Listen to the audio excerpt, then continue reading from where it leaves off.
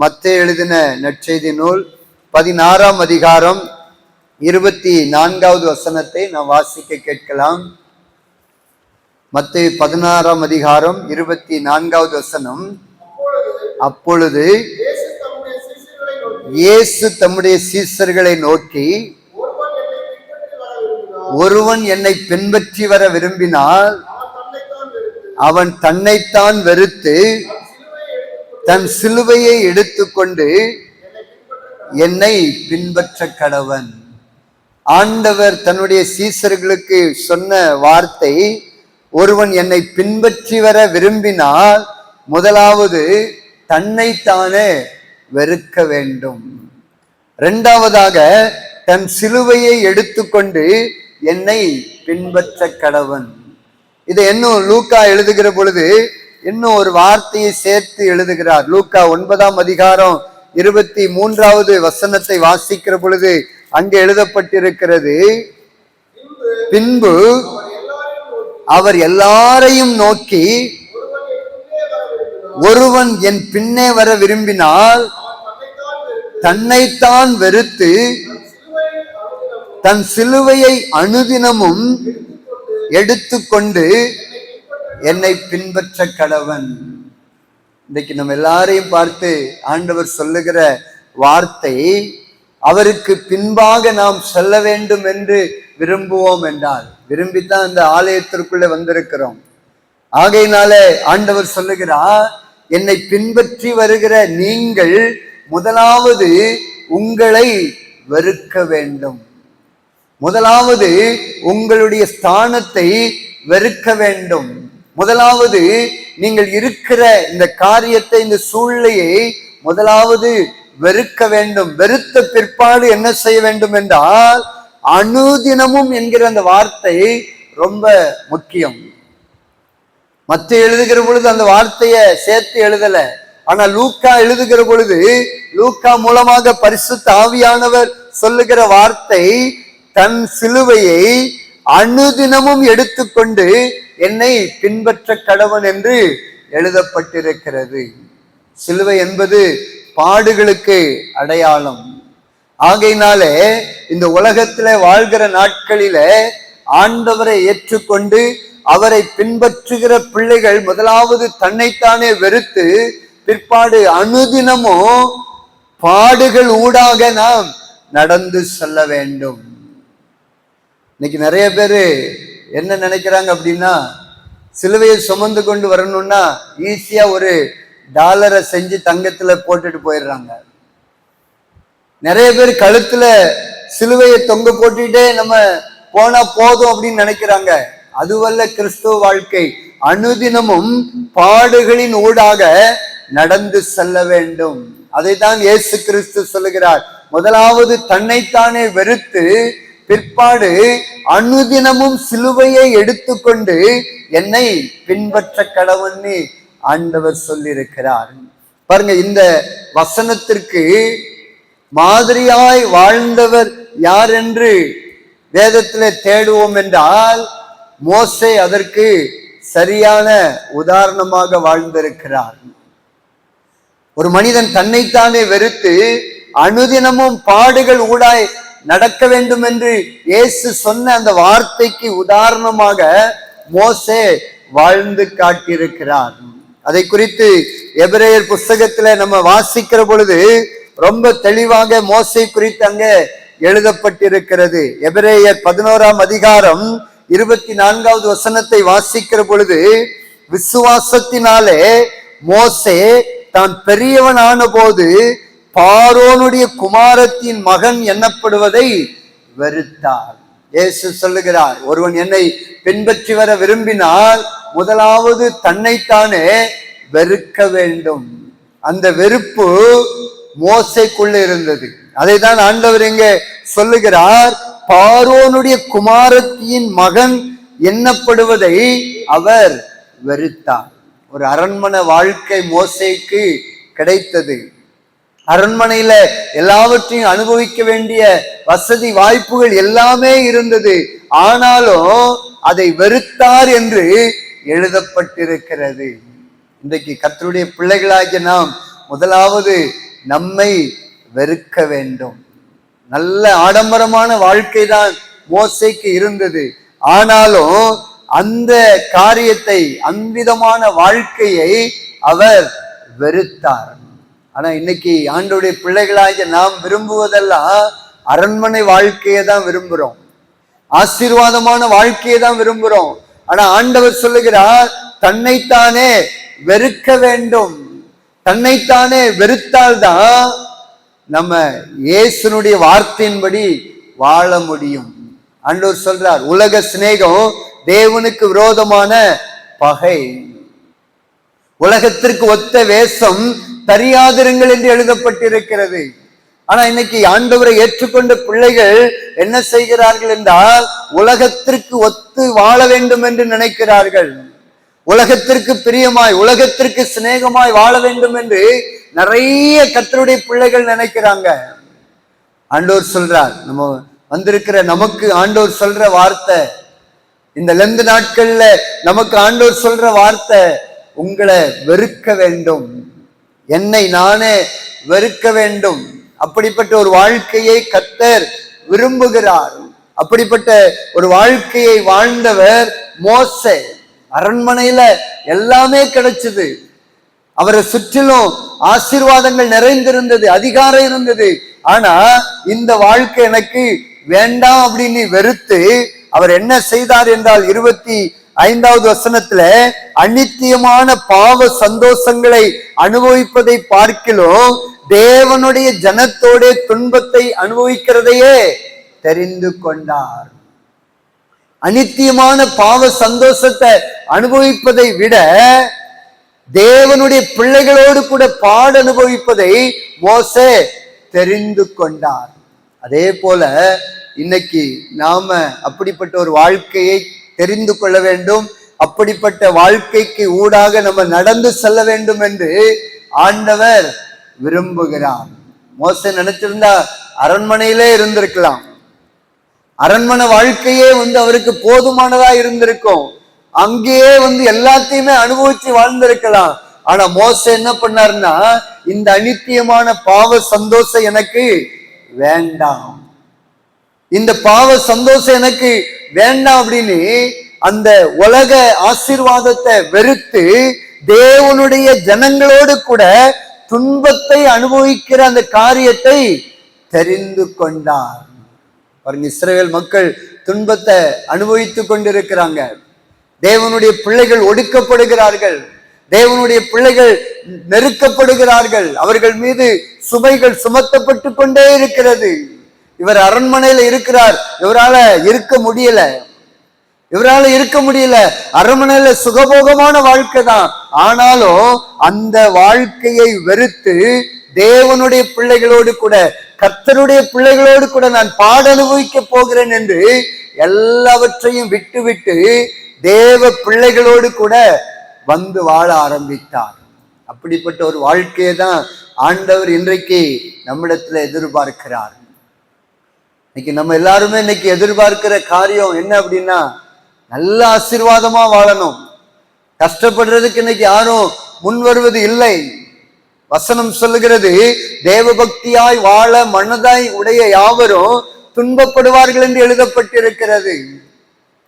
தேவபக்தியாய் வாழணும்னு மனசுல நினைச்சாலே வேத வசனம் சொல்லுகிறது நமக்கு துன்பம் வருமாம். இந்த துன்பமான ஒரு வாழ்க்கைக்குள்ள வருவதற்கு இன்றைக்கு யாருமே விரும்புவதில்லை. ஆண்டவர் சொல்றார், நீங்க என்ன பின்பற்றி வர விரும்பினால், என் பின்னாடி வர விரும்பினா, உங்களுக்கு நான் வைத்து போகிற பாதை எதுவென்றால் சிலுவையை சுமந்து கொண்டு வருவதுதான். வேற பாதை கிடையாது, வேற வழி கிடையாது. இன்னைக்கு நம்ம அதை விரும்புவதில்லை. அப்படிப்பட்ட பாதையின் ஊடாய் நடப்பதற்கு நம்ம விரும்புவதில்லை. ஒரு சின்ன பிரச்சனை வந்துட்டாலே உடனே நம்ம ஆண்டவரை கேள்வி கேட்கிறோம். ஆனா ஆண்டவரே என்ன சொல்றாருன்னா, உலகத்தில் உங்களுக்கு உபத்திரவம் உண்டு. ஆனா இந்த வசனத்தெல்லாம் நம்ம மறந்துடுறோம். பேதுரு சொல்றார், கொஞ்ச காலம் பாட அனுபவிக்கிற உங்களை தேவன் தாமே சீர்படுத்தி, ஸ்திரப்படுத்தி, பலப்படுத்தி நிலைநிறுத்துவாராக என்று எழுதப்பட்டிருக்கிறது. ஆனா இதெல்லாம் மறந்துடுறோம். பிலிப்பியர் 1:29-30 வாசிக்கிற பொழுது அங்க ரொம்ப தெளிவா எழுதப்பட்டிருக்கிறது. கிறிஸ்துவனிடத்தில் விசுவாசிக்கிறதற்கு மாத்திரமல்ல, அவர் நிமித்தமாய் பாடுபடுவதற்கும் உங்களுக்கு அருளப்பட்டிருக்கிறது. இயேசுவை பின்பற்றி செல்லுகிற வாழ்க்கை என்பது பஞ்சுமத்தில நடக்கிற வாழ்க்கை அல்ல. கரடு முரடான பாதையில கொல்கதா மேட்டிற்கு இயேசு எப்படி சிலுவையை சுமந்து கொண்டு போனாரோ அப்படிப்பட்ட வாழ்க்கையை தான் ஆண்டவர் நமக்கு முன்பாக வைத்திருக்கிறாரே தவிர பஞ்சுமத்த வாழ்க்கை நமக்கு இல்லை. ஆனா இன்னைக்கு நம்ம எல்லாருமே விரும்புகிறது பஞ்சுமத்தில் அப்படியே நடந்து போகணும் அப்படின்னு விரும்புறோம். அப்படிப்பட்ட வாழ்க்கையை வேதம் சொல்லவில்லை. வேதத்துல எங்க வேணாலும் தேடி பாருங்க, எல்லா இடத்திலுமே நாம நடந்து போகிற பாதை குறித்து, நாம போக வேண்டிய பாதை குறித்து தெளிவாய் ஆண்டவர் எழுதி வைத்திருக்கிறார். ஆதி கிறிஸ்தவர்கள் சோர்ந்து போயிருக்கிற பொழுது அப்போஸ்தலர்கள் சொல்லுகிறார்கள், நாம் அநேக உபத்திரவங்களின் வழியாகத்தான் தேவனுடைய ராஜ்யத்திற்குள்ள பிரவேசிக்க வேண்டும். அதனால இயேசுவை பின்பற்றி அவர் பின்னால போகணும் அப்படின்னு நினைக்கிறவங்களுக்கு வைக்கப்பட்டிருக்கிற வாழ்க்கை தன்னைத்தானே வெறுத்து, உலகத்தை வெறுக்கணும், உலக சிநேகத்தை வெறுக்கணும். எல்லாரும் வாழ்றது போல நம்ம வாழ முடியாது. எல்லாரும் டைம் பாஸ் பண்றது போல நம்ம டைம் பாஸ் பண்ண முடியாது. நமக்கென்று ஒரு நிர்ணயத்தை ஆண்டவர் வைத்திருக்கிறார். எல்லாரும் பேசுகிறது போல நம்ம பேச முடியாது. எல்லாரும் சரளமா கெட்ட வார்த்தை பேசுவாங்க, ஆனா நம்ம பேச முடியாது. எல்லாரும் சும்மா வெட்டி கதை உட்கார்ந்து பேசுவாங்க, ஆனா நாம பேச முடியாது. நாம பக்தி விருத்திக்கு ஏதுவான வார்த்தைகளை மாத்திரம்தான் பேச முடியும். எல்லாரும் வீண் கதைகளை அடுத்தவங்களை கேலி பண்ணி பேசுவாங்க. அப்படிப்பட்ட பரியாசம் பண்ணுகிற அந்த பேச்செல்லாம் நம்ம பேச முடியாது. அதுதான் ஆண்டவர் சொல்றார், நீங்க என்ன பின்பற்றி வர விரும்புனீங்க அப்படின்னா தன்னைத்தானே முதல்ல வெறுக்கணும். இந்த உலகத்தை வெறுக்கணும், உலக சிநேகத்தை வெறுக்கணும். எல்லாத்தையும் வெறுத்து அதோடு கூட அனுதினமும் சிலுவையை சுமந்து கொண்டு என்னை பின்பற்றணும்னு சொல்லியிருக்கிறார். அதைத்தான் பேதுரு சொல்லுகிறார், உங்களுக்கு மாதிரியாக அடிச்சுவடுகளை வைத்துட்டு போயிருக்கிறார்.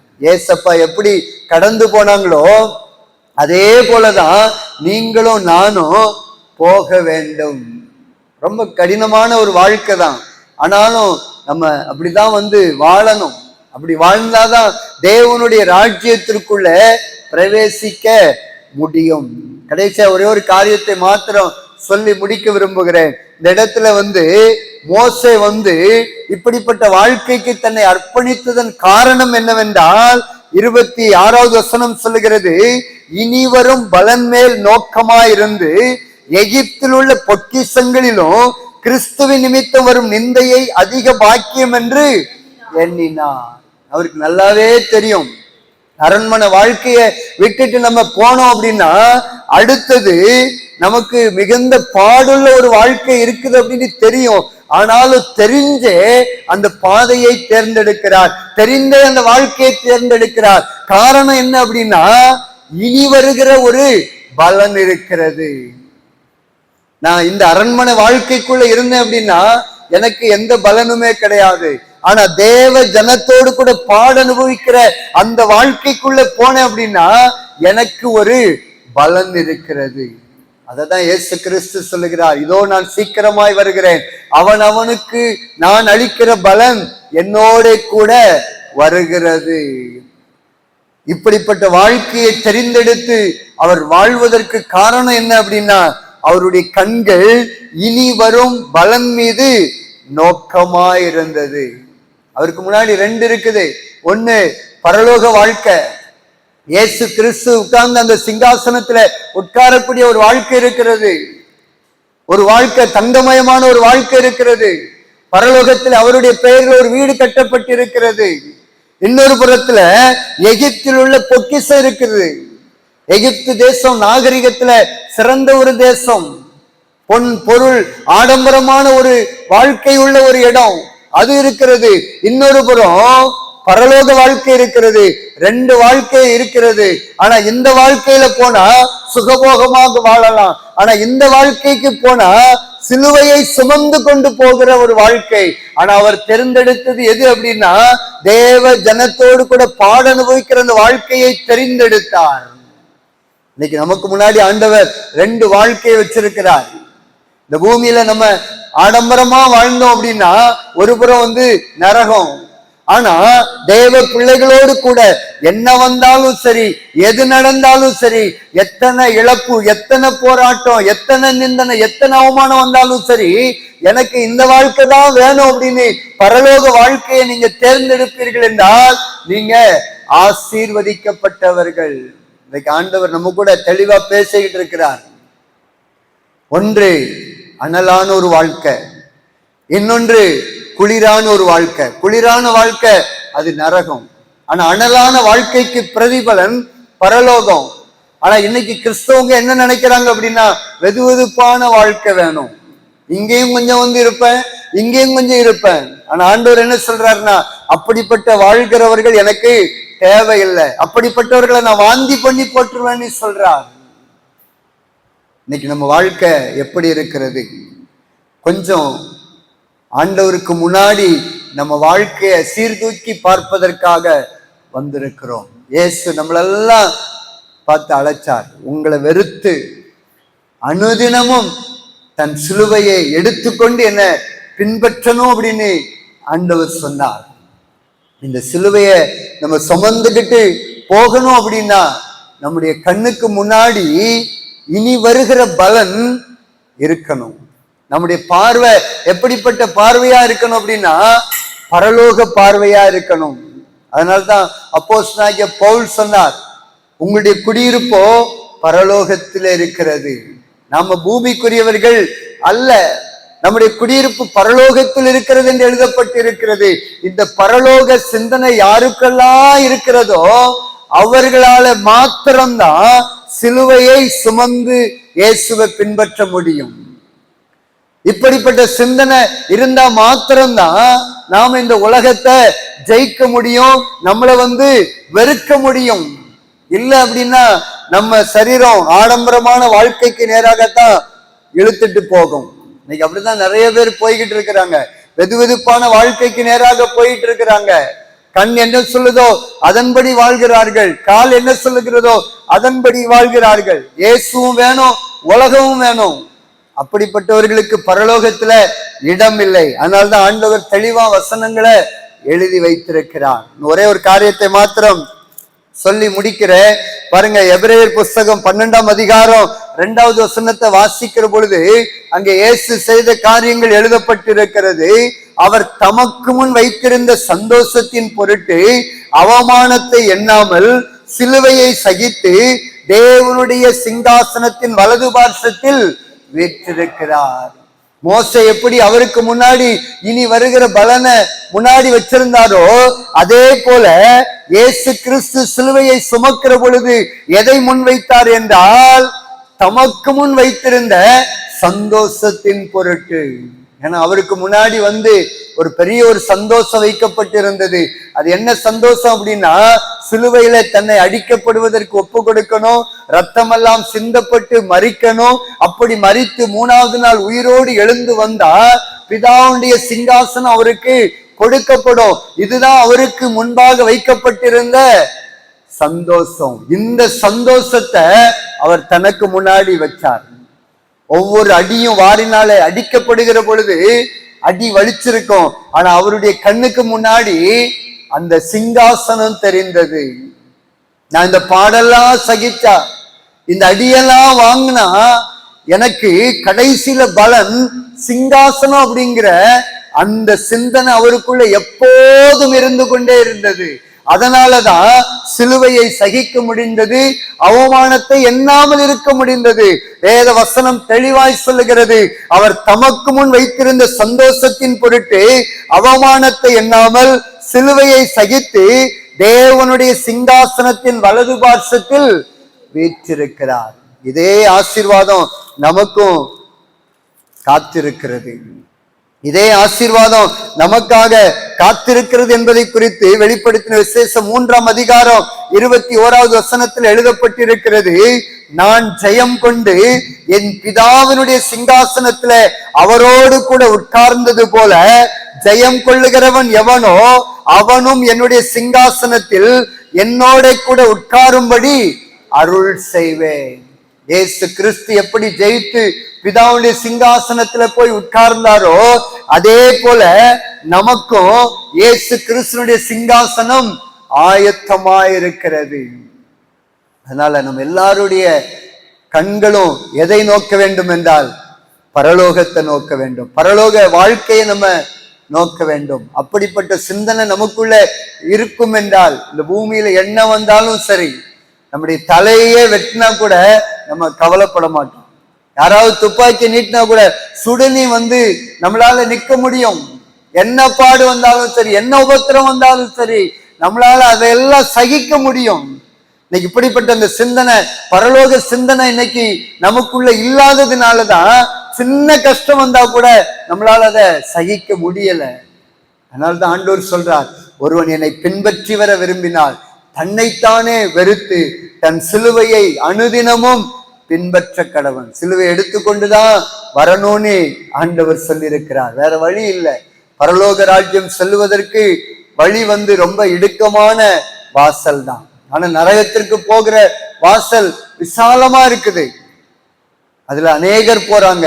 ஆனா இடுக்கமான வாசல் வழியாக சிலர் தான் போறாங்கன்னு எழுதப்பட்டிருக்கிறது. அந்த சிலரில் ஒருத்தராக நாம் இருக்க வேண்டும் என்று ஆண்டவர் விரும்பினபடியினாலே தான் இன்னைக்கு நம்மோடு கூட இந்த வார்த்தைகளை கொண்டு பேசி கொண்டிருக்கிறார். மோசைக்கு முன்பாக எகிப்தின் வாழ்க்கை இருந்தது, எகிப்தின் பொக்கிஷங்கள் எல்லாம் இருந்தது. ஆனா அதையெல்லாம் வெறுத்தார்.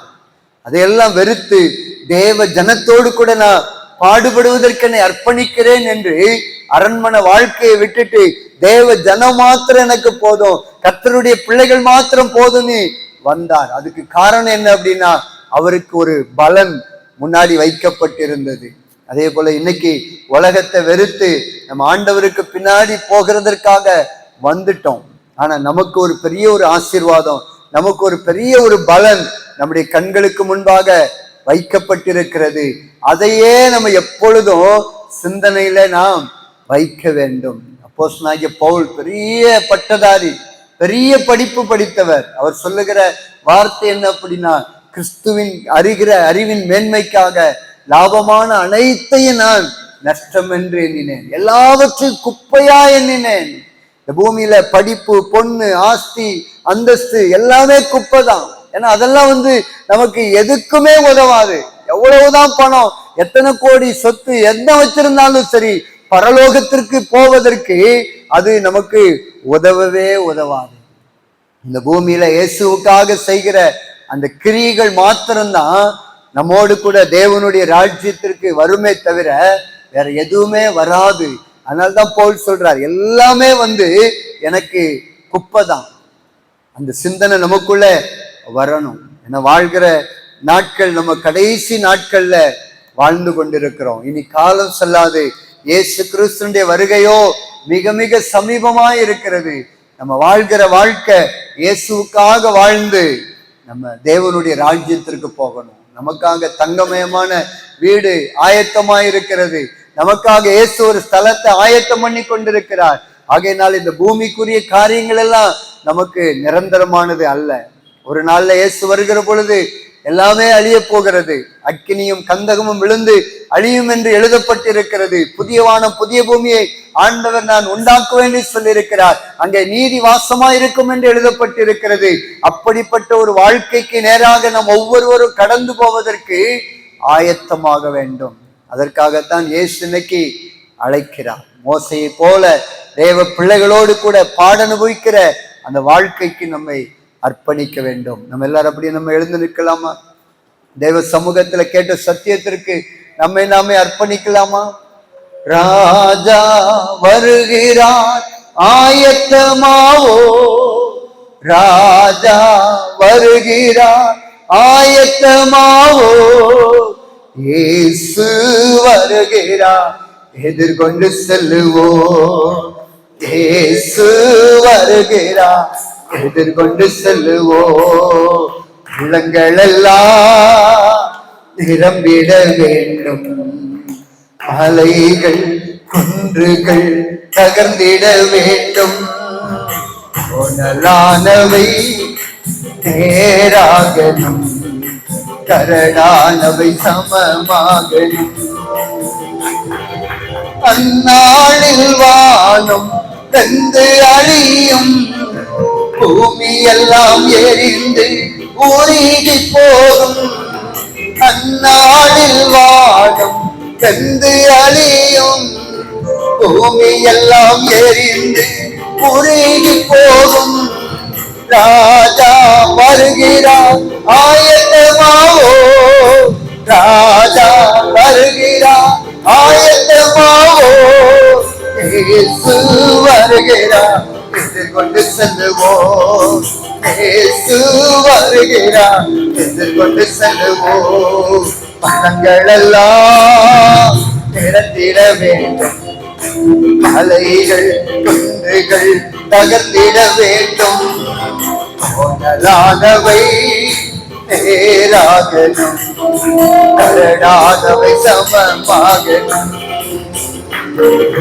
நல்ல கனி கொடா மரங்கள் எல்லாம் வெட்டுண்டு அக்கினியில் போடப்படும். நல்ல கனி கொடா மரங்கள் எல்லாம் வெட்டுண்டு அக்கினியில் போடப்படும். ராஜா வருகிறார் ஆயத்தமாவோ, ராஜா வருகிறார் ஆயத்தமாவோ. இயேசு வருகிறார் எதிர்கொண்டு செல்லுவோம், இயேசு வருகிறார் எதிர்கொண்டு செல்லுவோம். பள்ளங்கள் எல்லாம் நிரம்பிட வேண்டும், மலைகள் கோணலானவை நேராகணும், கரடானவை சமமாகணும். கோதுமையை பிரித்து களஞ்சியத்தில் சேர்த்து பதரையோ அக்கினியில் சுட்டரிப்பாரே. கோதுமையை பிரித்து களஞ்சியத்தில் சேர்த்து பதரையோ அக்கினியில் சுட்டரிப்பாரே. ராஜா வருகிறார் ஆயத்தமாவோ, ராஜா வருகிறார் ஆயத்தமாவோ.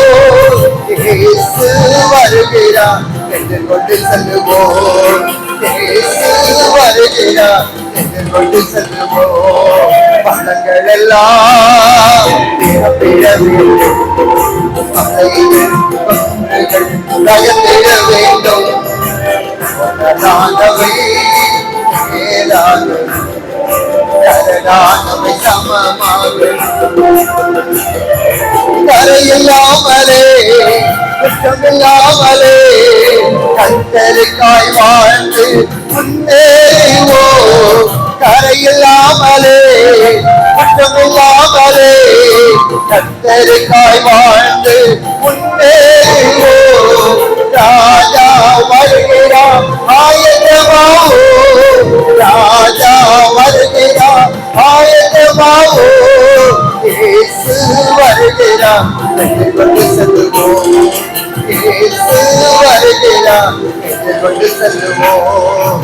பள்ளங்கள் எல்லாம் நிரம்பிட வேண்டும், மலைகள் குன்றுகள் தகர்ந்திட வேண்டும். கரடானவை நேராகணும், கரடானவை சமமாகணும். அந்நாளில் வானம் வெந்து அழியும், பூமி எல்லாம் எரிந்து உருகி போகும். அந்நாளில் வானம் வெந்து அழியும், பூமி எல்லாம் எரிந்து உருகி போகும். ராஜா வருகிறார் ஆயத்தமாவோ, ராஜா வருகிறார் ஆயத்தமாவோ. இயேசு வருகிறார் எதிர்கொண்டு செல்லுவோம், இயேசு வருகிறார் எதிர்கொண்டு செல்லுவோம்.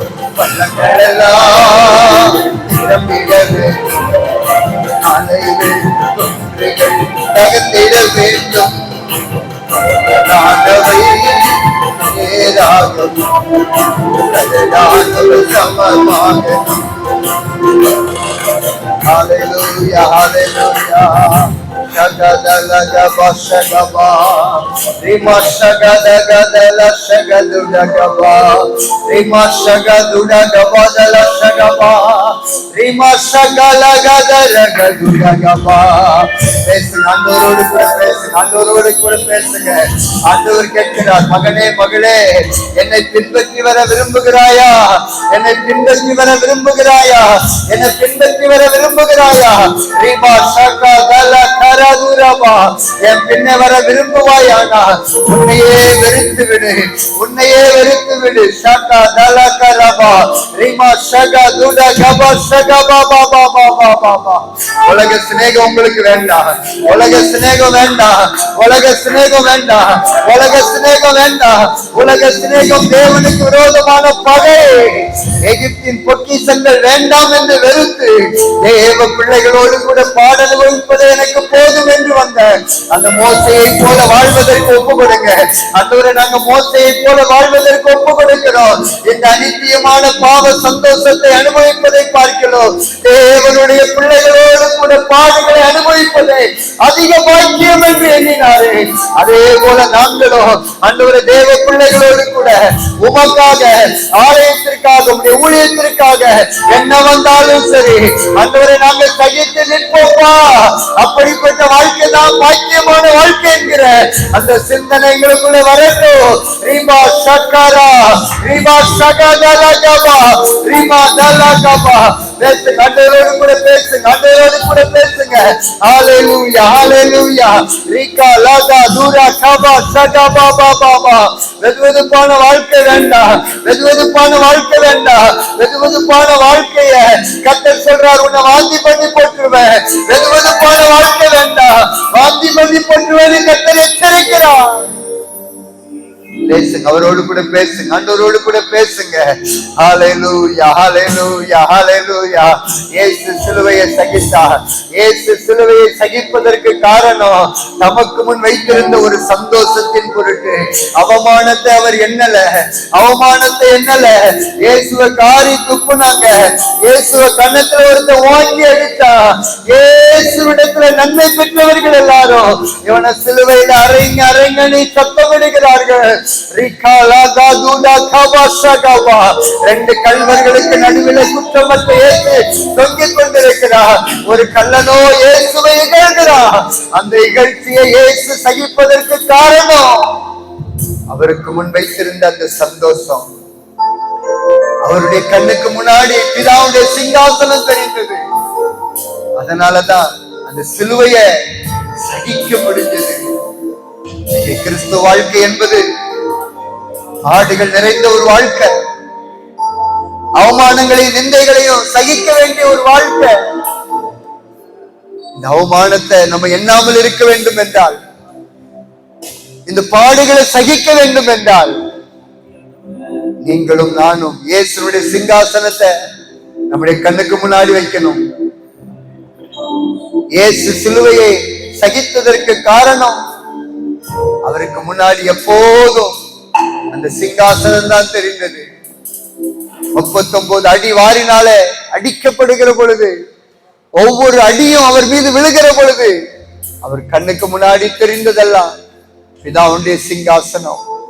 தலையில முள்முடிய வச்சு ஓங்கி கோலினால் அடிக்கிற பொழுது ஒவ்வொரு முள்ளும் தலைக்குள்ள இறங்குகிறது.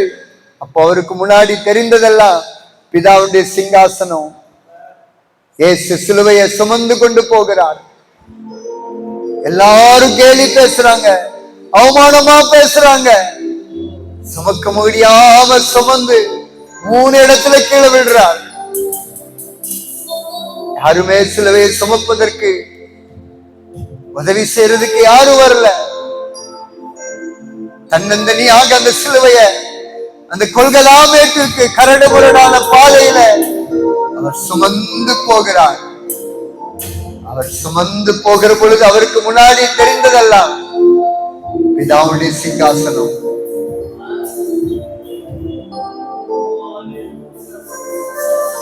என்னால வாழவே முடியலையே, என்னால இந்த பாடுகளை சகிக்கவே முடியலையே.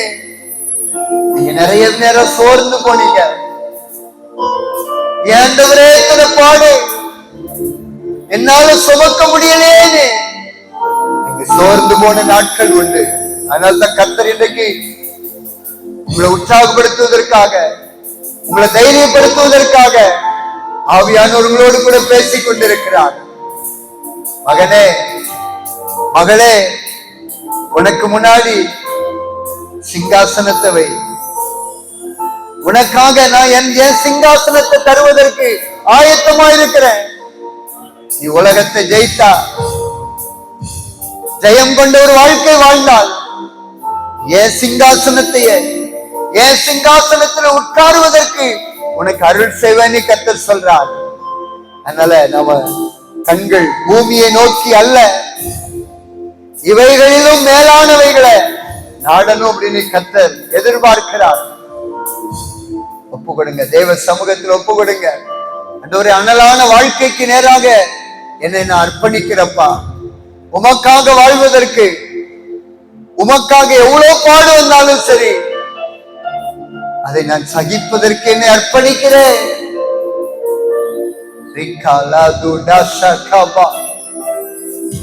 ஒப்பு கொடுங்க, சொல்லுங்க. ஆண்டவர் ஒரு பெரிய ஒரு எதிர்பார்ப்போடு கூட வந்திருக்கிறார். சொல்லுங்க, ஆண்டவரே, மோசையை போல அநித்தியமான பாவ சந்தோஷத்தை நான் வெறுக்கிறேன், இந்த உலக சிநேகத்தை வெறுக்கிறேன். உமக்காக வாழ்வதற்கு, அனுதினம் சிலுவையை எடுத்துக்கொண்டு உங்களை பின்பற்றி வருவதற்கு என்னை அர்ப்பணிக்கிற ஆண்டவரே. சொல்லுங்க, இந்த வார்த்தைக்காக, உங்க வாயிலிருந்து இந்த வார்த்தை புறப்பட்டு வரணும் அப்படிங்கிறதுக்காகத்தான் ஆவியானவர் திரும்ப திரும்ப பேசிக் கொண்டிருக்கிறார். ஒப்பு கொடுத்திருங்க. ஆண்டவரே, சிலுவையை சுமப்பதற்கு, அனுதினமும் சுமப்பதற்கு என்னை நான் அர்ப்பணிக்கிறேன். சிலுவையை சுமந்தால், சிலுவையை சகித்தால், ஆண்டவரே சொல்றார், என்னோடு கூட நீங்கள் பாடுகளை சகிப்பீர்களானால் என்னோட கூட ஆளுகையும் செய்வீர்கள், என்னோட கூட ஆளுகை செய்வீர்கள். ஆகையினால பாடுகளை சகிப்பதற்கு ஒப்பு கொடுங்க. பாடுகளை சகித்தால் அவரோடு கூட ஆளுகை செய்யலாம். 1000 வருட அரசாட்சியில நமக்கு ஒரு ஆளுகையை ஆண்டவர் தருவார். ஆகையினால ஒப்பு கொடுத்துருங்க. இந்த வார்த்தைக்காகத்தான் அவர் இன்னும் பேசிக்கிட்டு இருக்கிறார். உங்க வாயிலிருந்து இந்த வார்த்தை வரணும்னு ஆவியானவர் எதிர்பார்க்கிறார். என்னை அர்ப்பணிக்கிறப்பா, சிலுவையை சுமப்பதற்கு என்னை அர்ப்பணிக்கிறேன், என்னை நானே வெறுப்பதற்கு என்னை அர்ப்பணிக்கிறேன்.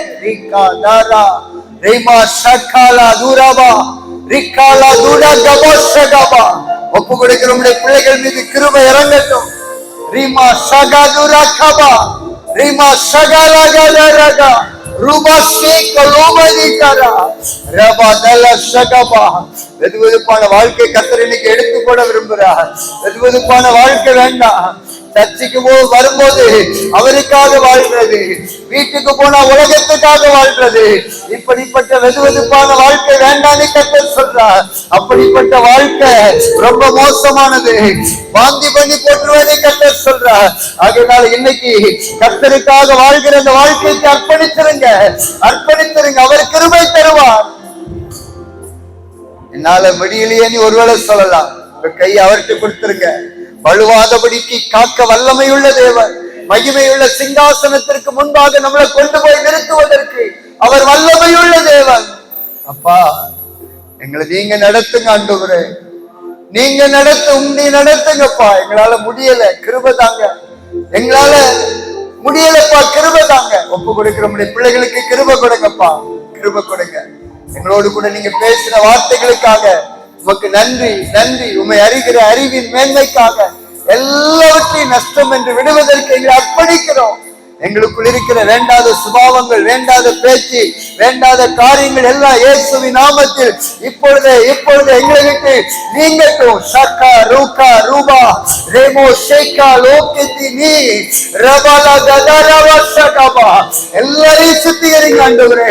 எங்களுக்குள்ள பெரிய ஒரு சுத்திகரிப்பு இப்பொழுது ஷக்கா ரூபா ரேமோ ஷிக்கலவலா பதரகபா. வேண்டாத சுபாவங்கள் எல்லாம் இயேசுவின் நாமத்தில் இப்பொழுது மறைவதாக. எங்களுக்கு எங்களுக்குள்ளே பரிசுத்த சிந்தனை, எங்களுக்குள்ளே பரிசுத்த சிந்தனை, உமக்காக வாழ வேண்டும் என்கிற அந்த பக்தி வைராக்கியம் எங்களுக்குள்ளே இறங்கட்டும் ஐயா. பரலோக தகப்பனே, இந்த நாள்ல இந்த வார்த்தைகளை கேட்ட அத்தனை பிள்ளைகள் மீதும் உடைய ஆளுகை இறங்கினதற்காக நன்றி. உடைய பிரசன்னம், உடைய மகிமை இறங்கினதற்காக உமக்கு நன்றி அப்பா, நன்றி அப்பா, நன்றி அப்பா.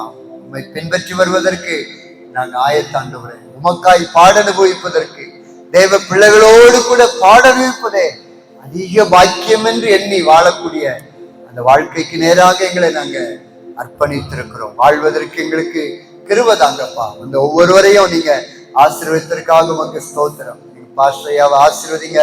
பாஸ்டர்மாவுடைய பிள்ளைகள் குடும்பத்தரா நீங்க ஆசீர்வதிக்க வேண்டும் என்று இந்த கரத்துல ஒப்பு கொடுத்து ஜெபிக்கிறப்பா. உடன் ஊழியர்களை கர்த்தர் ஆசீர்வதிங்க. அண்டோரு வந்திருக்கிற ஒவ்வொருவரையும் நீங்க ஆசீர்வதிங்க. இந்த ஊழியர் கட்டப்படணும் அண்டோரே ஸ்தோத்திரம். இடம் கொள்ளாத அளவிற்கு ஆத்துமாக்களினால நிரப்புங்கப்பா. அங்க நடக்கிற எல்லா கட்டுமான பணிக்கான எல்லா தேவைகளை கர்த்தர் சந்திங்கப்பா. பிரயோஜனமான ஊழியக்காரனாகிய கடமை மாத்திரம் செஞ்சிருக்கிறேன். என்ன சொல்லி அனுப்புனீங்களோ இந்த வார்த்தையை நான் சொல்லிட்டப்பா. இந்த வசனங்கள் எல்லாம் 30, 60, 100 பலன் தரட்டும் என்று ஜெபிக்கிறேன். துதிகன மகிமை எல்லாம் ஒவ்வொருவருக்கு மாத்திரம் செலுத்துகிறோம். இயேசுவின் நாமத்தில் ஜெபிக்கிறோம் நல்ல பிதாவே, ஆமென்.